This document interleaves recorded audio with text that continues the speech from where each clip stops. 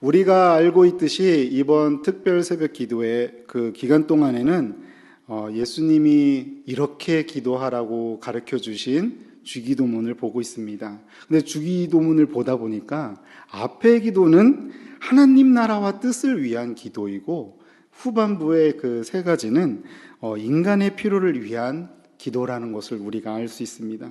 오늘 말씀은 어제의 말씀과 연결을 시키듯 그 영어를 보면 and로 시작을 합니다. 앞서서 일용할 양식을 구해야 우리가 생명을 유지하면서 살아갈 수 있는 것처럼 and 그리고 사용하면서 오늘 본문이 시작합니다. 그 밖에 또 필요한 것을 구해야 한다는 것을 아마도 오늘 본문에서 확인할 수 있는데요. 매일의 양식을 구하는 것만큼이나 매일 구해야 할 중요한 것이 있다라는 것을 알 수 있는 것 같습니다. 그것은 바로 하나님께 용서를 구해야 한다는 것입니다. 우리는 이것을 회개라고 합니다. 그렇다면 회개는 무엇일까요? 단순히 죄책감을 느끼는 것일까요? 죄에서 돌이켜 하나님께 방향을 바꾸는 것을 뜻합니다. 회개 기도는 우리 성도들에게 매우 중요한 기도입니다. 왜냐하면 하나님과 우리 사이의 관계가 화목함을 유지하는 데 있어서 반드시 필요한 과정이기 때문입니다. 하나님이 우리를 사랑하신 것도 알고 그래서 하나님이 우리 죄를 사해 주신 것도 우리는 알고 있습니다. 이것을 우리는 은혜라고 표현을 하는데 그 이유는 이 구원의 은혜에 나의 공로가 한 스푼도 없이 전적으로 하나님의 은혜이며 내 공로는 전혀 없기 때문입니다. 우리 말씀 한번 로마서 말씀을 함께 읽기를 원합니다. 우리 로마서 3장 24절 우리 스크린에 있는 것을 함께 읽겠습니다. 시작. 그리스도 예수 안에 있는 속량으로 말미암아 하나님의 은혜로 값없이 의롭다 하심을 얻은 자 되었느니라. 아멘. 로마서 5장 9절도 읽겠습니다. 시작. 그러면 이제 우리가 그의 피로 말미암아 의롭다 하심을 받았으니 더욱 그로 말미암아 진노하심에서 구원을 받을 것이니. 아멘. 그래서 우리는 하나님이 허락하신 구원을 전적으로 하나님의 은혜로 우리는 여깁니다. 아멘입니까? 아멘. 우리 새벽이지만 다시 한번 선포합시다. 우리의 구원은 전적으로 하나님의 은혜입니까? 아멘. 바울은 오직 예수 그리스도의 십자가만 자랑할 뿐이라고 고백하는 것을 볼 수 있습니다. 제가 갈라디아서 6장 14절 말씀을 읽어드리겠습니다. 그러나 내게는 우리 주 예수 그리스도의 십자가 외에 결코 자랑할 것이 없으니 그리스도로 말미암아 세상이 나를 대하여 십자가에 못 박히고 내가 또한 세상을 대하여 그러하니라. 여기 상반부에 보면 주 예수 그리스도의 십자가 외에 결코 자랑할 것이 없으니, 저는 여러분들도 이 십자가 외에는 자랑할 것이 없기를 간절히 축원합니다. 이러한 하나님의 은혜가 우리의 공로와는 상관이 없기 때문에 우리는 하나님께 예의를 갖춰야 합니다. 하나님께 우리에게 원하시는 것이 저는 많은 줄 알았어요. 하지만 그렇지 않습니다.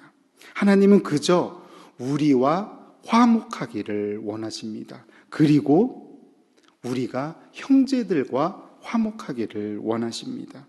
그렇다면 오늘 예수님이 우리에게 가르쳐 주신 이 기도문을 통해서 하나님과 어떻게 화목할 수 있는지 보려고 합니다.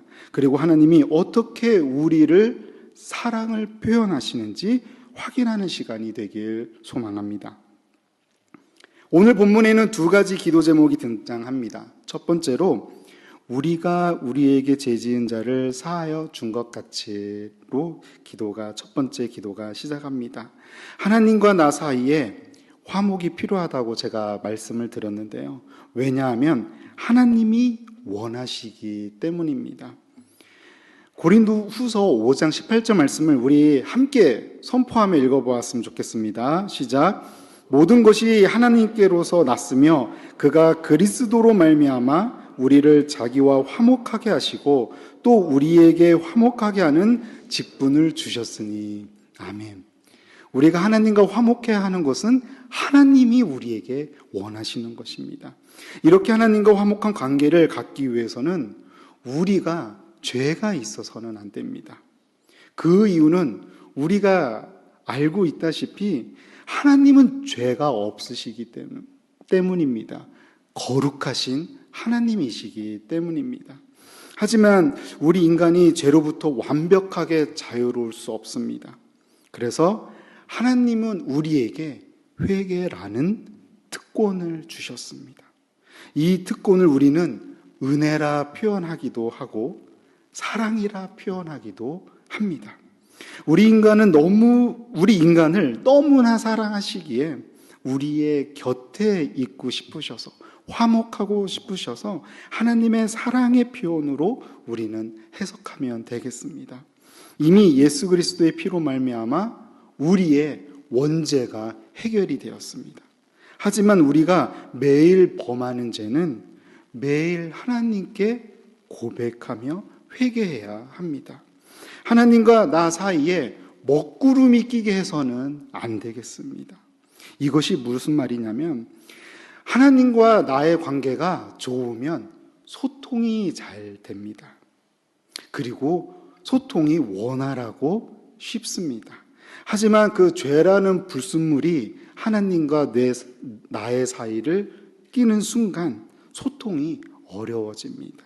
즉 하나님이 우리에게 들려주시는 말씀이 들려지지가 않고 우리가 하나님께 담대히 나아갈 수 없게 됩니다. 왜냐하면 죄가 방해를 하기 때문입니다. 죄로 인해 우리의 눈과 귀가 닫혀져서 하나님을 볼 수도 느낄 수도 없게 됩니다. 그래서 우리는 날마다 이 죄라는 찌꺼기를 제거해야 합니다. 어떻게 제거해야 할까요? 회개하는 기도로 날마다 깨끗이 제거해야 할 것입니다. 예수님께서는 요한복음 13장에 좀 이런 비유를 하셨어요. 이미 목욕한 자는 발밖에 씻을 필요가 없다라고 말씀을 하시면서 온몸이 깨끗해지지만 다는 아니라고 말씀을 하십니다. 이 비유의 말씀은 목욕한 사람은 예수님의 피로 죄시음을 받아 구원을 얻은 성도지만 목욕한 사람이라도 우리가 일상생활에서 발이 더러워지잖아요. 그래서 매일 씻듯이 예수님을 믿고 구원받은 성도들이라 할지라도 주어진 삶에서 우리가 시험받고 또 죄를 범하게 되면 하나님께 회개하고 용서를 받아야 한다는 것입니다. 그래야 하나님과의 그 교제가 막히지 않게 된다는 것입니다. 그렇다면 오늘 본문에서 나의 회개에 앞서서 이러한 전제 조건이 붙는 이유는 무엇일까요? 우리 본문 앞절을 한번 다시 읽어보겠습니다. 마태복음 6장 12절 시작. 우리가 우리에게 죄 지은 자를 사하여 준 것 같이. 아멘. 인간이라면 누구든지 사람을 미워하거나 증오하거나 거부하는 감정을 느끼게 됩니다. 왜냐하면 우리 곁에 죄라는 그 본성이, 죄의 본성이 있기 때문입니다. 왜냐하면 이것이 죄의 특징이기 때문입니다. 이러한 미움의 감정에서 완벽하게 벗어나지 않고서는 우리가 하나님께 감히 나아가서 용서를 빌 수 없는 존재입니다. 사랑하는 성도 여러분, 여기에서 오해하면 안 되는 중요한 것이 있습니다. 우리가 우리에게 죄 지은 자를 용서해야지만 하나님께서 나를 구원해 주신다라는 뜻이 절대 아닙니다. 이러한 방법을 통해 하나님은 하나님과 나 사이에 화목된 관계를 회복해 가는 과정이라는 것입니다. 우리가 형제들에게 어떠한 태도를 취하느냐가 그 하나님과의 그 관계를 회복해 가는 그 방법이라는 것을 알려주고 있는 것입니다. 하나님의 그 용서의 손이 우리의 손을 잡고자 할 때 우리가 우리에게 잘못한 사람에 대해서 주목을 지고 배려를 하지 않고 그 사람의 사랑을 하지 않는다면 하나님이 우리 손을 잡으실 수가 없습니다. 형제에 대한 그 마음을, 그 태도를 손을 내밀어야만 이 손을 하나님이 잡아주실 수 있는 것입니다. 하나님의 영이 우리의 마음을 온전히 지배를 한다면 우리는 모든 미움과 악한 마음과 여러 가지 그 죄성의 그 마음들이 사라질 것입니다. 성령님이 내주하시는 그 하나님의 자녀들은 이런 부분에서 구별되는 것입니다. 우리가 구분이 되어야 하는 이유는 하나님께 대하여 빚진 자이기 때문입니다. 사실 오늘 본문에서 두 기도의 그 앞부분과 뒷부분의 순서는 중요하지 않다고 생각합니다. 하나님은 그저 형제를 향한 그 원망을 두지 말고 화목하라고 말씀하십니다. 하나님과의 관계에 해를 끼치지 않을 것을 강조하고 있습니다. 그렇다면 두 번째 기도는 무엇일까요? 우리 죄를 사하여 주옵시고입니다. 다음에 따라오는 기도가 우리의 죄를 사해 달라는 회개의 기도입니다. 우리 함께 말씀을 마태복음 6장 12절 후반부를 함께 읽어볼까요? 시작. 우리 죄를 사하여 주옵시고. 아멘. 죄 사함의 근거는 하나님의 은혜이자 긍휼이자 하나님의 자비입니다. 믿으십니까? 아멘. 다윗은 죄의 용서를 하나님의 그 사랑과 긍휼로 표현하는 내용이 있습니다. 제가 시편 103편 말씀을 한번 이렇게 읽어보도록 하겠습니다.